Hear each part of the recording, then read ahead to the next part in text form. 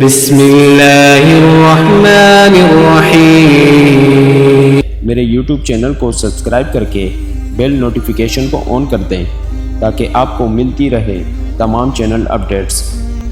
امیر المؤمنین حضرت عمر فاروق رضی اللہ تعالیٰ عنہ نے اپنے جسم سے ردائے شب دور کی اور عوام الناس کی خبر گیری کے لیے گٹا ٹوپ اندھیرے میں گشت کرنے لگے۔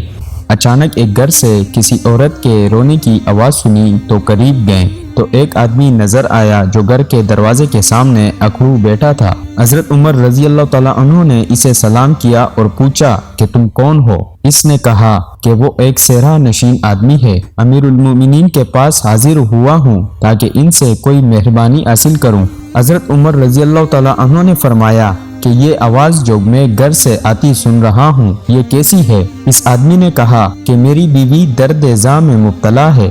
حضرت عمر رضی اللہ تعالیٰ عنہ نے پوچھا کہ اس کے پاس کوئی ہے؟ اس نے کہا کہ نہیں۔ حضرت عمر رضی اللہ تعالیٰ عنہ جلدی سے اپنے گھر گئے اور اپنی زوجہ حضرت ام کلثوم بنت علی رضی اللہ تعالیٰ عنہ سے کہا کہ کیا تم اجر حاصل کرنا چاہتی ہو؟ بیوی نے کہا کہ کیسا اجر؟ حضرت عمر رضی اللہ تعالیٰ عنہ نے کہا کہ ایک بیچاری عورت درد زا میں مبتلا ہے اور اس کے پاس کوئی بھی نہیں ہے۔ حضرت ام کلثوم رضی اللہ تعالیٰ عنہ نے کہا کہ جی ہاں اگر آپ چاہیں۔ حضرت عمر رضی اللہ تعالیٰ عنہ نے کہا کہ پھر کپڑا، تیل وغیرہ جو ایک عورت کو ولادت کے وقت چاہیے ہوتا ہے وہ لے کر اور ایک ہانڈی جس میں چکنائی ہو اور آٹا لے آؤ۔ چنانچہ وہ یہ چیزیں لے آئی۔ حضرت عمر رضی اللہ تعالیٰ عنہ نے ان تمام چیزوں کو اپنی کمر پر لادا اور بیوی سے کہا کہ تم چلو۔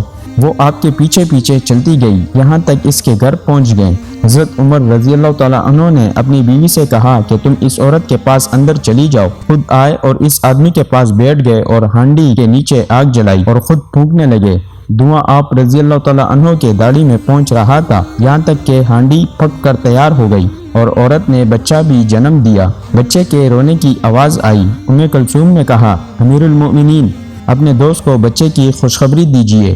جب اس دیہاتی نے امیر المؤمنین کا لفظ سنا تو ہکا بکا رہ گیا اور حضرت عمر رضی اللہ تعالیٰ عنہ کی غیبت کے مارے پیچھے ہٹنے لگا۔